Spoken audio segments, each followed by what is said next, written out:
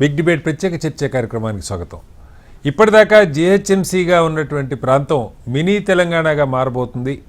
దాదాపు 4 రెట్ల అధిక విస్తీర్ణంతో హైదరాబాద్ మహానగరానికి ఆనుకొని ఉన్నటువంటి 20 మున్సిపాలిటీలు 7 కార్పొరేషన్లని జిహెచ్ఎంసీలు విలీనం చేయబోతా ఉన్నారు.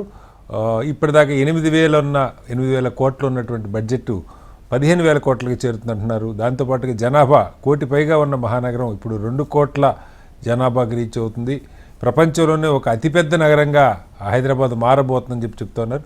ఇది సాధ్యమా? ఇందులో ఉన్న సాధక బాధకాలు ఏంటి? ప్రభుత్వం ఆలోచన ఎందుకు చేస్తుంది? దాని మీద వాళ్ళు బిగ్ డిబేట్లో చర్చని చెప్పటం. చర్చలో మనతో పాటు గౌరీశంకర్ గారు సీనియర్ విశ్లేషకులు వారు మనతో ఉన్నారు. అలాగే వెంకట్ నాయక్ గారు కాంగ్రెస్ పార్టీ సీనియర్ నాయకులు ఉన్నారు. అలాగే డాక్టర్ నరేష్ గారు భారతీయ జనతా పార్టీ సీనియర్ నాయకులు కూడా జాయిన్ అవుతున్నారు. మరి కాసేపట్లో డాక్టర్ దత్తాత్రేయ గారు బీఆర్ఎస్ పార్టీ నాయకులు కూడా మనతో జాయిన్ అవుతారు. ముందుగా గౌరీశంకర్ గారు నమస్కారం. గౌరీశంకర్ గారు, మనకు తెలిసి ఎంసీహెచ్ ప్రాంతం ఉండేది, అది 100 డివిజన్లు ఉండే ఎంసీహెచ్ని నాకు గుర్తుండే 2008-9 ఆ టైంలో అనుకుంటా రాజశేఖర రెడ్డి గారి హయాంలో దాన్ని జిహెచ్ఎంసీగా మార్చారు. అప్పుడు కూడా చాలా విస్తృతంగా చర్చ జరిగింది. ఇన్ని సరౌండింగ్లో ఉన్న 10 మున్సిపాలిటీలను అప్పుడు కలిపారు. కలుపుతున్నప్పుడు మొత్తం హైదరాబాద్ని ఏం డిస్టర్బ్ చేయకుండా 100 డివిజన్లు అలాగే ఉంచి సరౌండింగ్ అన్నీ కలిపి ఒక 50 డివిజన్లు చేశారు. ఈ కారణంగా కొన్ని డివిజన్లు అంటే నేను ముందు డివిజన్ల లెక్కల్లోకి వద్దాం, తర్వాత దీని సాధక బాధకాలు మాట్లాడదాం. ఆ రోజు అనుకున్నది కొన్ని డివిజన్లు ఏమో జనాభా 1,00,000 పైగా ఉన్నాయి. అప్పుడు కొన్ని డివిజన్లు 19,000, 30,000 కూడా ఉన్న పరిస్థితి అని చెప్పి చర్చ వచ్చింది. దానికి తోడు ఇంత పెద్ద నగరం 650 స్క్వేర్ కిలోమీటర్లు ఉండే నగరాన్ని ఒక కమిషనర్ ఏ రకంగా కోఆర్డినేట్ చేయగలుగుతారన్న చర్చ కూడా నడిచింది. అయితే ఇప్పుడు దానికి 4 రెట్లు దాదాపు ఓఆర్ఆర్ లోపల ప్రాంతం అంతా కూడా హైదరాబాద్ మహానగరంలో విలీనం చేయాలి. దీన్ని ఒక మినీ తెలంగాణగా దాదాపు సగం జనాభా తెలంగాణలో ఇందులో ఉండేట్టుగా చేయాలి ప్రభుత్వ ఆలోచన కనపడుతోంది. దీని మీద క్యాబినెట్ కూడా నిన్న స్థూలంగా ఒక నిర్ణయం తీసుకున్నట్టుగా అర్థమవుతా ఉంది. ఏంటి అసలు దీని వెనక ఆలోచన ఏంటి? దీనివల్ల లాభాలు ఏంటి? మీకేమనిపిస్తుంది? నాకు ఫస్ట్ ఇంప్రెషన్ అంటే జనరల్లీ హైదరాబాద్ బ్రాండ్ ఇమేజ్ ని వాళ్ళు వాడుకోవాలని చూస్తున్నారు. అది బేసికలీ అదే ఇంటెన్షన్ ఉంది. అండ్ వాళ్ళు అన్నది ఏంటంటే డ్రామాటికల్లీ కానీ మంచి డెవలప్మెంట్, ఒక యూనిఫామ్ డెవలప్మెంట్ కావాలని చేస్తున్నారని కాదని అది కాని పని. అది అంత ఇట్స్ నాట్ దట్ ఈజీ. ఇప్పుడు ఆల్రెడీ ఉన్న మున్సిపాలిటీస్ లోనే చూస్తా ఉన్నాం. ఇప్పుడు నేనే ఉన్నాను అనుకోండి, శర్లింగంపల్లిలో ఉన్నాను, గోపన్పల్లిలో ఉన్నాను. వాటికి డ్రైనేజ్ కనెక్షన్స్ లేవు. మున్సిపాలిటీలోనే మున్సిపల్ సెక్రటరీని వాళ్ళని అరవింద్ కుమార్ గారిని అడిగితే మాదే డబ్బులు లేవు, మీరే డబ్బులు ఉంటే ఈ డబ్బులు ఇస్తే మీరు ఇస్తే మేము చేసి పెడతాము, మాదే స్టాఫ్ లేరు అంటే ఓపెన్ గా చెప్పారు. మన జర్నలిస్ట్ కాలనీ ఫేజ్ 3 గోపన్పల్లి చెప్తున్నాను నేను. లాస్ట్ ఎగ్జామ్ ఇప్పటికీ బల్క్ సప్లై ఉంది. 60 ఎకరాల దానికి బల్క్ సప్లై, వాటర్ సప్లై చేస్తున్నారు. వాళ్ళకి మున్సిపాలిటీ వాళ్ళకు స్టాఫ్ లేరు. ఇంకోటి హైదరాబాద్ లో విచిత్రం ఏంటంటే ఎన్నో బిల్డింగ్స్ కి నోటీసెస్ ఇచ్చారు ఇల్లీగల్ కన్స్ట్రక్షన్స్ కి. దానికి డెమాలిషన్ కి స్టాఫ్ లేరు, డెమాలిషన్ కి ఎక్విప్మెంట్ లేదు. అసలు ఎవరైతే ఎవరైనా కంప్లైంట్ ఇచ్చారు వాడికి చెప్తున్నారు మీరు మనకి జేసీబీ గిట్ట మాకు అరేంజ్ చేయండి, గడపారానికి అరేంజ్ చేయని లెవెల్లో వచ్చేసారు వాళ్ళు. కాబట్టి it's good to have a brand image పెంచాలి. ఇప్పుడు మనం ఇప్పుడు హైదరాబాద్ 650 కిలోమీటర్స్, సింగపూర్ ఎంత ఉంది? ఇప్పుడు సింగపూర్ అంతా కలిపి 1,700 కిలోమీటర్ దాదాపు ఇంతే ఉంది సార్. మన జిహెచ్ఎంసీ అంతే ఉంది. ఇంకొక 100 కిలోమీటర్లు స్క్వేర్ కిలోమీటర్ ఎక్కువ ఉన్నట్టుంది అంతే. అదే 736 కిలోమీటర్స్ సింగపూర్. నేను సింగపూర్ వెళ్ళాను. అవును, ఒక చంద్రబాబు నాయుడు గారు ఉన్నప్పుడు స్టడీ టూర్కి వెళ్ళాము అప్పుడు. అయితే ది ఇంటెన్షన్ ఇస్ గుడ్. ఏంటంటే హైదరాబాద్ బ్రాండ్ ఇమేజ్ పెంచాలి అన్ని చోట్ల. అన్ని మా ఫ్రెండ్ ఉంటే ఒక మీకు కూడా బాగా పరిచయం ఉండేది, కృష్ణారావు గారు అని ఉండేది, మనకు ఆంధ్రభూమిలో ఉండేది, చనిపోయాడు.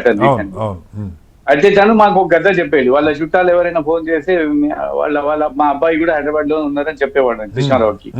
అయితే హైదరాబాద్ నిక్కారంటే ఒక సదాశి పేరు పెట్టి చెప్పేదంట, లేదంటే ఒక దగ్గర మహబూబ్నగర్ లో కానీ లేకుంటే రాజేంద్ర నగర్ లో అంటే ఇదే అంటుండే. ఆ హైదరాబాద్ బ్రాండ్ ఇమేజ్ బాగుంది. ఇప్పుడు మనకు మార్కెటింగ్ లో ఇంటర్నేషనల్లీ మంచి పేరు వచ్చింది. So intention is good, but viability చూసుకోవాలి. ఎట్లా ఉంటుంది, how do they collect the taxes. మనకు సింగపూర్ ప్రైమ్ మినిస్టర్ ఒకసారి హైదరాబాద్ వచ్చినప్పుడు తను చెప్పాడు, మీరు మా సింగపూర్ లాగా డెవలప్ చేసుకోవాలంటే మీరు కన్ఫైన్ చేసుకోవాలి, ఏ ఏరియాకి ఆ ఏరియా ట్యాక్సెస్ కలెక్ట్ చేసుకోవాలి, ఆ ఏరియాలో స్పెండ్ చేయాలి. మీలాగా ఒక state wide taxes collect, Hyderabad లో ట్యాక్స్ కలెక్ట్ చేసుకొని బయట మీరు వేరే డిస్ట్రిక్ట్లలో స్పెండ్ చేయడం అది తప్పు, దాంతో డెవలప్ కాదు. సింగపూర్ అదొక idea. So this is the intention is good. మన హైదరాబాద్ బ్రాండ్ మీద పెంచుకొని. కానీ అది కాదు గౌరీశంకర్ గారు, మనకి ఈ జిహెచ్ఎంసీ ఏర్పడినప్పుడు ఈ చర్చ నడిచింది, అప్పుడు కూడా ఇవే ఎగ్జాంపుల్స్ మనం కోట్ చేసుకున్నాం. ఉదాహరణకి ఢిల్లీ మహానగరం, నోయిడా సపరేట్ గా ఒక పెద్ద కార్పొరేషన్ గా ఉంది, బాంబే అనుకొని నవీ ముంబై ఉంది. అలా కాకుండా ఈ మొత్తం ఒకటే కార్పొరేషన్ చేయాలి అన్న ఆలోచన, అంటే ప్రభుత్వం బహుశా ఇప్పుడు కూడా ప్రభుత్వం రెండు ఆలోచనలు ఉంటుంది, ఒకటే కార్పొరేషన్ చేయాలా ఒక్క కార్పొరేషన్ కాదు సార్. ఇప్పుడు వాళ్ళు ఇప్పుడు మర్జ్ చేశాక మళ్ళీ 4-5 కార్పొరేషన్ చేయాలని ఒక ప్రపోజల్ ఉందండి. ఇంతకు ముందే అడిగాను, అదే నేను అదే అనుకుంటున్నాను. మళ్ళీ దాన్ని సబ్ డివిజన్ చేయాలి, కొన్ని కార్పొరేషన్ చేయాలని. But ultimately they want to use the Hyderabad brand image వాడుకొని ప్రతి ఏరియా, ఇప్పుడు ఇంతకు ముందు ఆల్మోస్ట్ మన మహబూబ్నగర్ దాకా, సదాశివపేట దాకా, పటాన్ చెరువు అన్ని హైదరాబాద్ కిందికే తేవాలి. ఇప్పుడు మనకి ఐఐటి హైదరాబాద్ ఎక్కడ ఉంది? ఐఐటి సంగారెడ్డి కంది, కానీ హైదరాబాద్ ఐఐటి అని పెట్టుకున్నారు పేరు. ఇప్పుడు బ్రాండ్ దాన్ని వాడుకోవాలని, బ్రాండ్ ఇమేజ్ ఉంటే హైదరాబాద్ ఐఐటి అంటే కొన్ని పేరు ఉంటుంది. హైదరాబాద్ కలిసి 50 కిలోమీటర్ దూరం అది. కానీ I think that is one of the intention to attract investors, కానీ లేకుంటే వాల్యూ, మన ల్యాండ్ వాల్యూ పెరుగుతానికి రకరకాల కారణాలు ఉన్నాయి. బట్ అల్టిమేట్లీ రెవెన్యూ జనరేట్ అయితే చూడాలి. ఇప్పుడు ఎందుకంటే మనకు సిటీ అవుట్స్కర్ట్స్ చూస్తే రెవెన్యూ జనరేట్ అయ్యేది చాలా తక్కువ. రెవెన్యూ అధ్వానంగా ఉంది సార్. రెవెన్యూ మీరు ఇందాక సింగపూర్ అన్నారు, సింగపూర్ దాదాపు $140 బిలియన్ బడ్జెట్ సిటీ, ఇది $2 బిలియన్ కూడా లేదు. ఒక చిన్న ఫిషింగ్ విలేజ్ నుంచి ఒక ఇంటర్నేషనల్ గా ఫైనాన్షియల్ క్యాపిటల్ గా తయారు చేశారు. కాబట్టి మన వాళ్ళు కూడా చేసే attempt is good, let them do it, చేసే బాగుంటాయి. కానీ మనకు రెవెన్యూస్ ఎట్లా పొద్దున జనరేట్ చేయాలంటే ఎట్లా, ట్యాక్సెస్ పే చేయగలరా జనాలు, అది చూసుకోవాలి మనం. రైట్ సార్, మళ్ళీ వస్తాను సార్ మీ దగ్గరికి. వెంకట్ నాయక్ గారు, ఇక్కడ 2 అంశాలండి. వారు అన్నట్టు హైదరాబాద్ బ్రాండ్ ఇమేజ్ పెరగాలని అందరం కోరుకుంటాం. గతంలో కూడా ఇలాంటి ప్రయత్నాలు, అది కూడా కాంగ్రెస్ హయాంలోనే జరిగినాయి. కాంగ్రెస్ హయాంలోనే జిహెచ్ఎంసీ కూడా ఏర్పడింది. ఒక 10 మున్సిపాలిటీలు కలిపారు. ఆల్మోస్ట్ అవి సిటీలో పూర్తిగా కలిసిపోయిన మున్సిపాలిటీలు.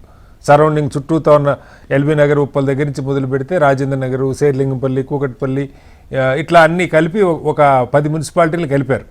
అయితే ఇప్పుడు దానికి 4 రెట్లు పెద్దగా ఊహిస్తూ ఉన్నారు. దీనిలో మౌలిక వస్తువులు సార్ కీలకంగా, ఇప్పుడు బడ్జెట్ జిహెచ్ఎంసీ బడ్జెట్ 8,000 కోట్లు అంటున్నారు. ఇవాళ ఒక ప్రాజెక్ట్ 1 కిలోమీటర్ రోడ్డు వేయాలంటే 4,000 కోట్లు అనుకుంటాను సార్. 4,000 కోట్లు, 4,445 కోట్లు అనుకుంటాను. 4,445. ఇంకా తక్కువ నేను చెప్పింది దానికంటే 5,000 కోట్లు అంటున్నారు సార్, సుమారుగా రఫ్లీ 5,000 కోట్లు అనుకోండి. ఇవాళ హైదరాబాద్లో ఒక ప్రాజెక్ట్ ఏదైనా ఒకటి పెద్దది చేయాలంటే, ఒక 2 కిలోమీటర్ రోడ్డు వేయాలంటే 40-50 కోట్లు బడ్జెట్ అవసరం అవుతున్న పరిస్థితి. ఏమాత్రం ఆదాయం లేకుండా, ఇప్పుడే ఒకసారి చెప్పారు, బోల్డ్ అనే ఎగ్జాంపుల్స్ చెప్పారు. ఆదాయం ఇంటి పన్నులు పెంచుతారా, కమర్షియల్ వాటిని ప్రాపర్గా పన్నులు పెంచకుండా దాన్ని సక్రమంగా అమలు చేసి ఆదాయాన్ని పెంచుకుంటారా? ఈ ఆదాయంతో